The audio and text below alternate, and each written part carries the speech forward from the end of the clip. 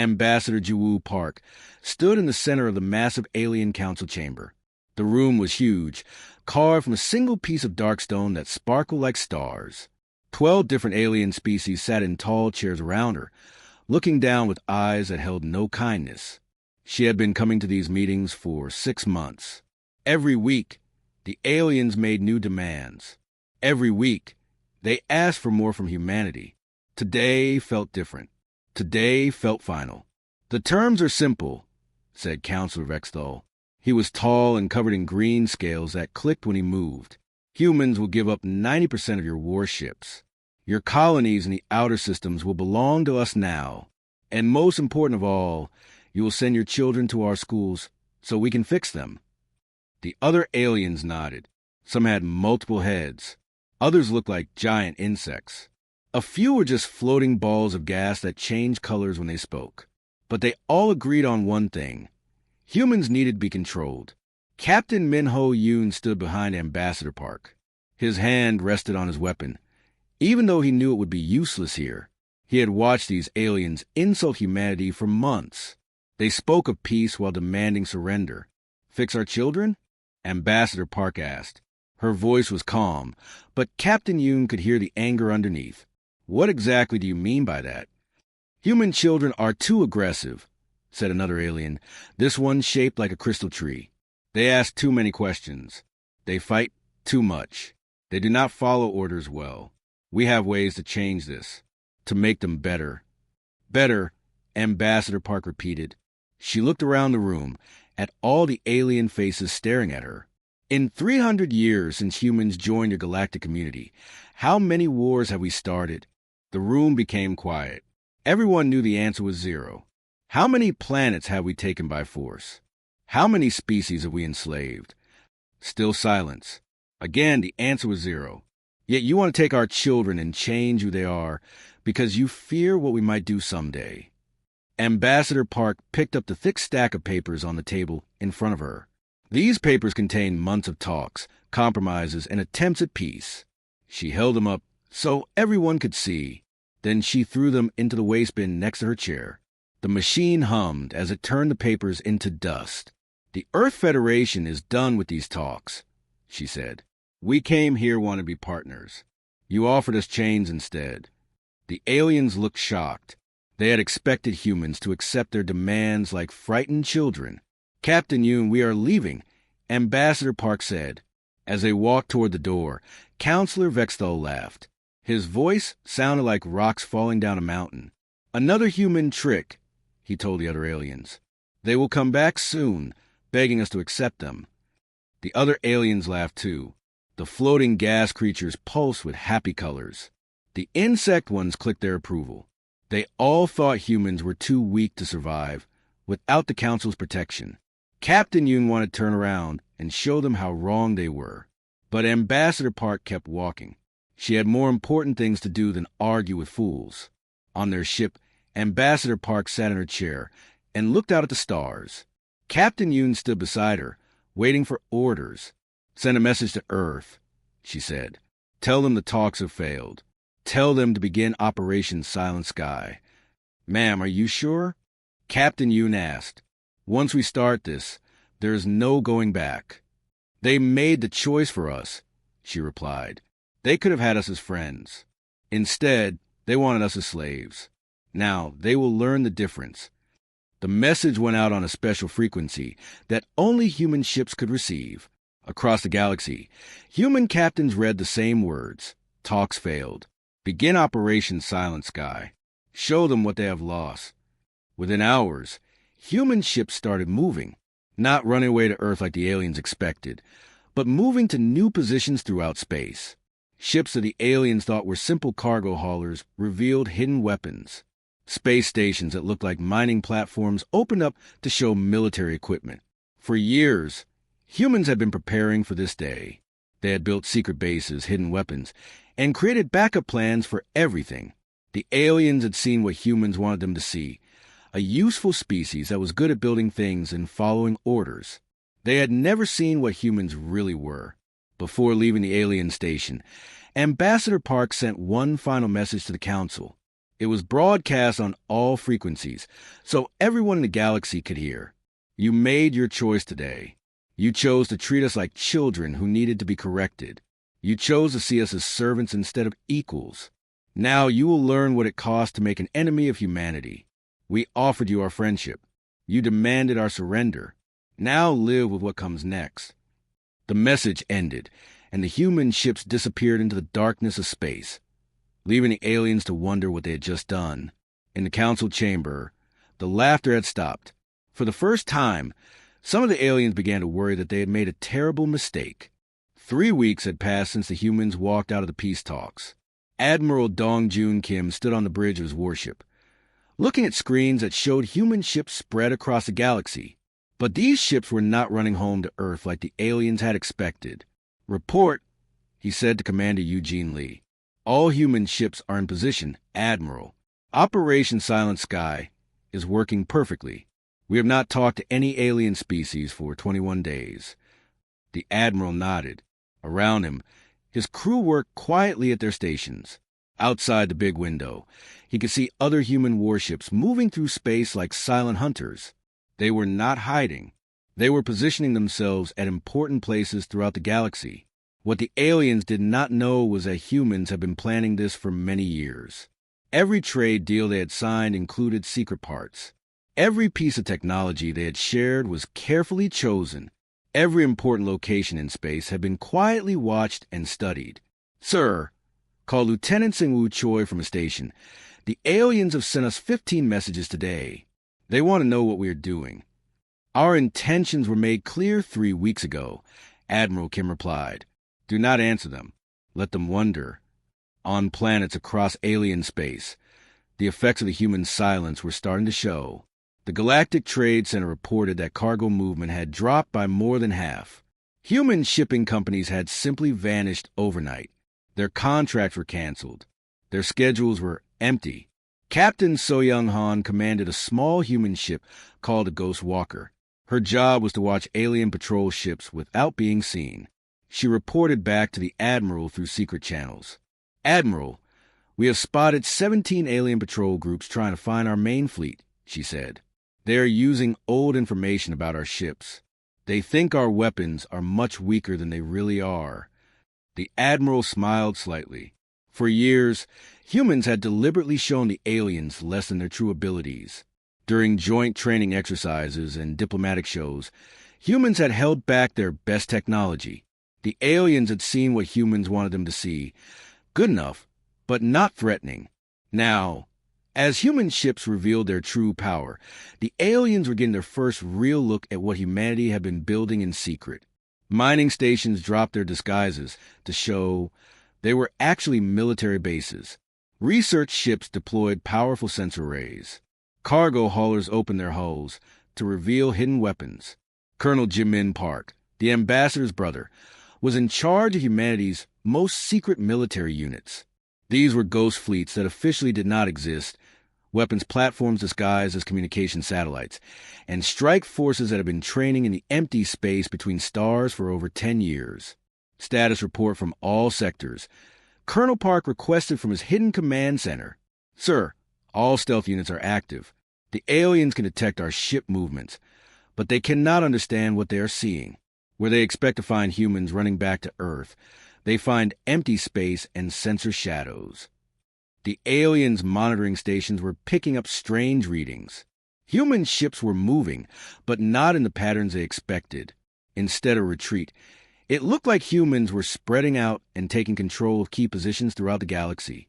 In the alien council chambers, panic was starting to set in. The insect-like Counselor Crixtar clicked nervously as he spoke to his colleagues. "The humans have been silent for 3 weeks. Our trade routes are failing. Our cargo ships cannot find human crews to hire. What are they planning?" Counselor Vexthal, who had been so confident during the peace talks, was beginning to look worried. "They are trying to scare us. Humans are not strong enough to threaten the entire council. They will come back begging for our term soon." But the evidence was mounting that humans were far from begging.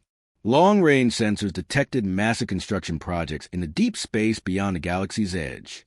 Humans were building something enormous out there, something the aliens had never seen before. On Earth, President Chang-Ho Bei met with his military advisors. The planet's defenses had been quietly upgraded over the past months. Hidden weapon platforms surrounded the solar system. Secret bases on Mars and the asteroid belt were fully operational. "The aliens still think this is about the peace talks," said General Hygiene Kong. "They do not understand that we have been preparing for this moment since we first met them. They see us as junior partners who got upset. They do not see us as the architects of their downfall." In space, human ships continued their silent repositioning.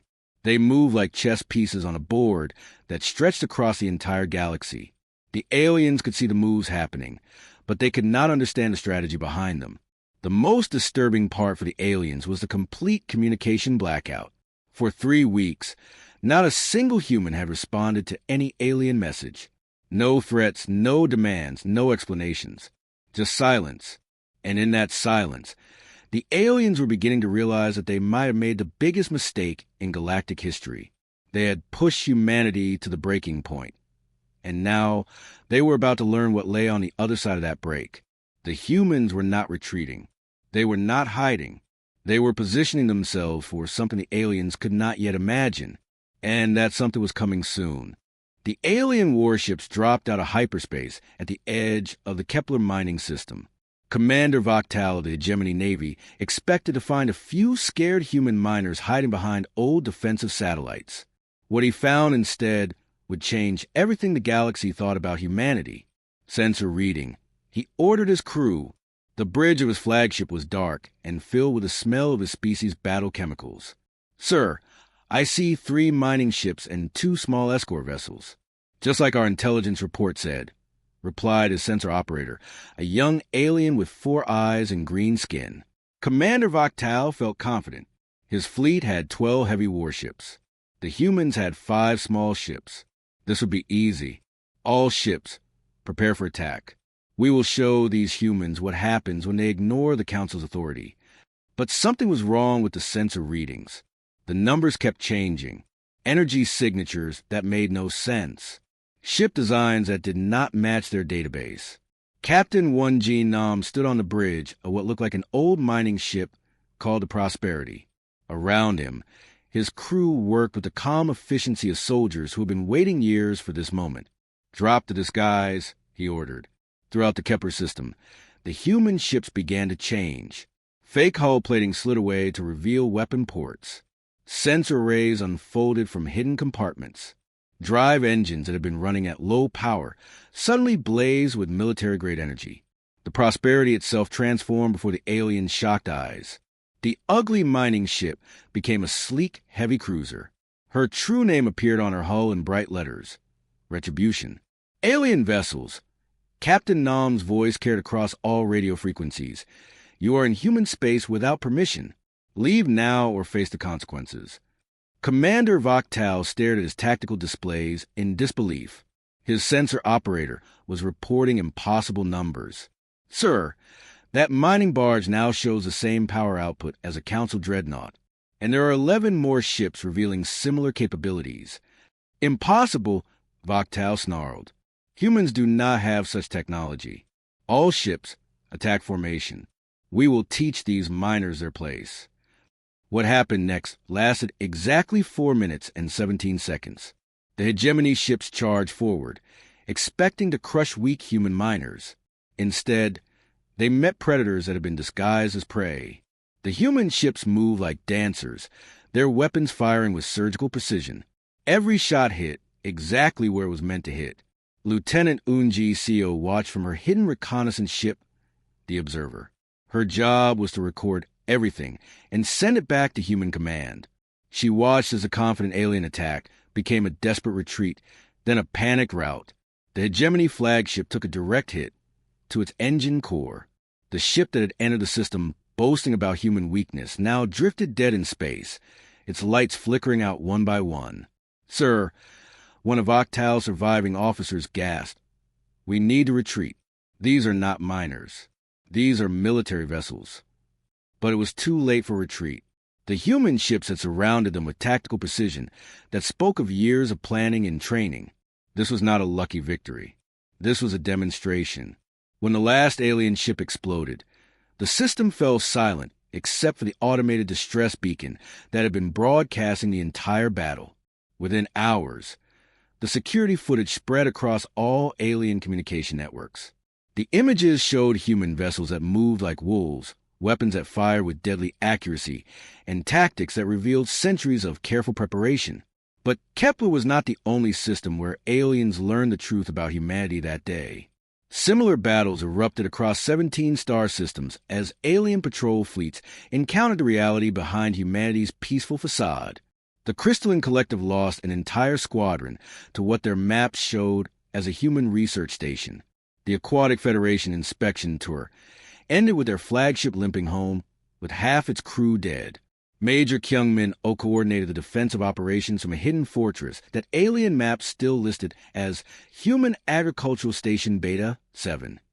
His screen showed tactical reports flowing in from across human space. Status report from all sectors, he requested. Sir, 17 alien attacks have been repelled. Enemy casualties are total. Our casualties are almost zero. The aliens are beginning to realize they never knew what humanity was really capable of. The truth was spreading through alien space like wildfire. For decades, humans had deliberately downplayed their military strength. They had shown only enough capability to be useful, but never enough to be threatening. They had been the galaxy's helpful neighbors, always ready to lend a hand or share technology. But now the mask was off. On the alien homeworlds, military leaders stare at battle reports that made no sense. How had humanity hidden such advanced technology? How had they built such powerful warships without anyone noticing? How had the species they thought of as useful servants become such dangerous enemies? The answer was simple but terrifying. Humans had been planning this for generations. Every trade agreement had been a chess move. Every diplomatic gesture had been calculated. Every act of friendship had been preparation for this moment. The message was clear and undeniable. Humans do not bluff. And the galaxy was about to learn what that really meant. 6 weeks after the humans stopped talking to the Alien Council, the true horror of their situation became clear. It was not what the humans were doing that terrified the aliens. It was what they were no longer doing. Economics Minister Jinan Moon stood in the emergency meeting room on Earth, looking at screens filled with data that painted a picture of galactic chaos. President Chang Ho-Bei and other Earth leaders watched as she explained what was happening across alien space. The collapse is happening faster than we expected, she reported. All major trade routes that depended on human ships are now empty. The aliens cannot move cargo without us. The screen showed star maps with red lines indicating failed trade routes. For centuries, human cargo ships had carried goods between alien worlds. They worked for lower pay than alien companies and always delivered on time. The aliens had grown used to this reliable service. Now those ships were gone. General Hai Jin Kong added her military perspective. Our hidden programs in alien technology are working perfectly. Every piece of equipment we built over the past 50 years contains secret shutdown codes. We are activating them on schedule. The plan had been brilliant in its simplicity. For decades, human engineers had improved alien technology. Every space station, every factory, every communication system had been upgraded by human hands. The aliens thought they were getting better technology. They never realized they were getting dependent technology. Every human-built machine contained hidden features, kill switches that could be activated from far away, maintenance systems that required human passwords, backup programs that only worked with human oversight. Colonel Taeyong's song read from intelligence reports coming from deep inside alien space. The Zephyrian farming worlds are facing starvation. Their crop production has dropped by 80% since we stopped making fertilizer. The crystalline mining operations have completely stopped working.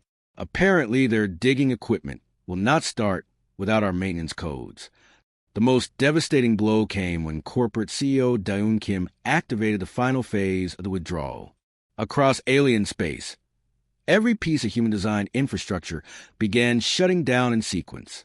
Space elevators that moved cargo between planets locked their cars in place. Fusion reactors that powered entire worlds dropped to minimum safe levels. Transportation networks that move billions of aliens every day simply stopped responding to commands. The economic impact was immediate and catastrophic. Stock markets across alien space crashed as the reality became clear. Entire worlds that focused on making luxury goods while depending on human manufacturing for basic needs found themselves facing shortages of everything from medical supplies to air recycling systems. Dr. Sung-Ho Park, humanity's former science advisor to the aliens, watched from Earth as panic spread through alien communication networks. Research projects that had taken decades to develop were failing because they used human-computer programs. Hospitals could not treat patients because their medical equipment required human diagnostic software. The most embarrassing discovery came when the aliens tried to copy human technology. They found that humanity's real innovations were far more complex than they had ever revealed. What they thought was simple human engineering was actually just the easy-to-use interface for incredibly sophisticated systems that would take decades to understand. On the water world of Aquatica, Counselor Veltar of the Aquatic Federation sent one of the first private messages trying to restart negotiations. His people were dying because their water purification systems required human-coded filters. The Federation admits that certain mistakes may have been made about humanity's role in our society. Perhaps we could discuss terms for renewed cooperation, his message read. The reply came from Director Mi-Kyung Lee, Ambassador Park's replacement. The time for discussion passed when you demanded our children. You made your choice. Now live with what you chose. The breakdown was not just economic. It was social and political. On 12 alien worlds, populations rioted against their governments. They blamed their leaders for the crisis that was destroying their lives. The hegemony homeworld saw its first revolution in 3 centuries as workers who depended on human-maintained factories took to the streets. The Crystalline Collective's ruling council was overthrown when their people realized that their leaders had made them completely dependent on a species they had tried to enslave. Even worse for the alien leaders was a growing realization of how badly they had misunderstood humanity. For years, they had seen humans as useful junior partners who were good at building things and following orders. They had never understood that humans were the real architects of galactic civilization. Every major advance in the past century had human fingerprints on it. Every improvement in alien technology had been guided by human innovation. Every solution to galactic problems had been designed by human minds. The aliens had thought they were the advanced civilizations teaching primitive humans.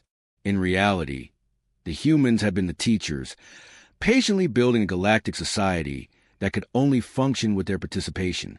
Now, as their worlds fell apart without human support, the aliens faced a terrible truth. They were not the masters of the galaxy. They were not even the equals of humanity. They were the students who had failed to learn the most important lesson. Never bite the hand that feeds you. And humanity was no longer interested in feeding them. 6 months after humanity walked away from the peace talks, the once proud Galactic Council chambers looked like a place of ruin.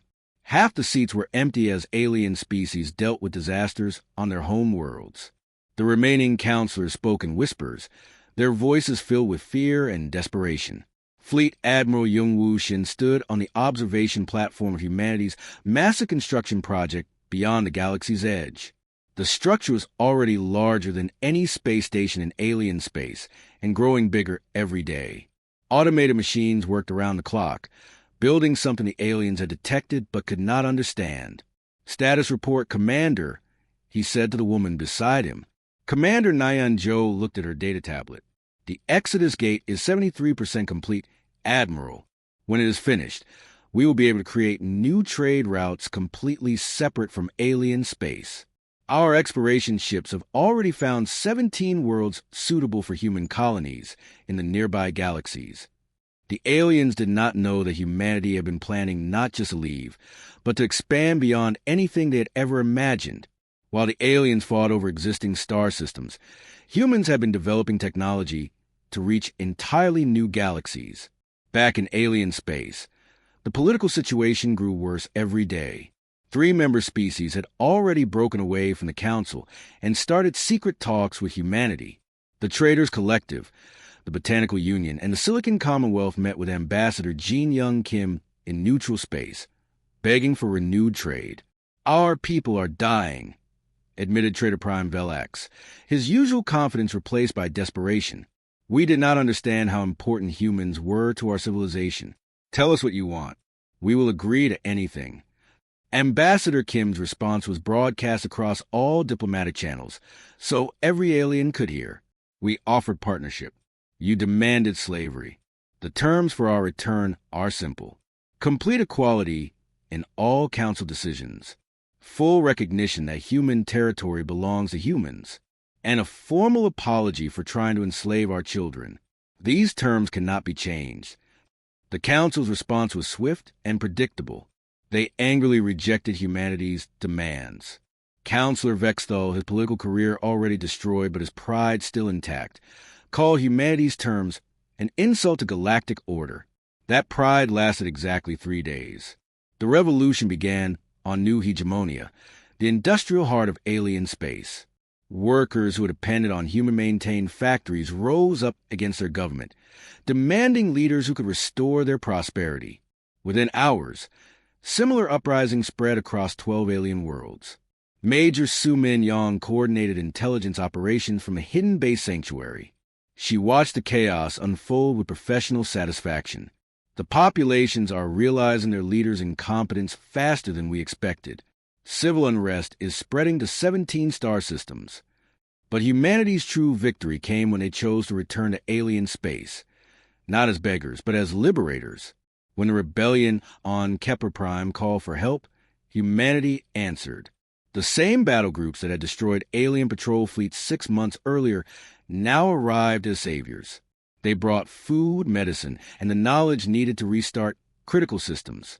Captain Boram Han led the humanitarian relief mission.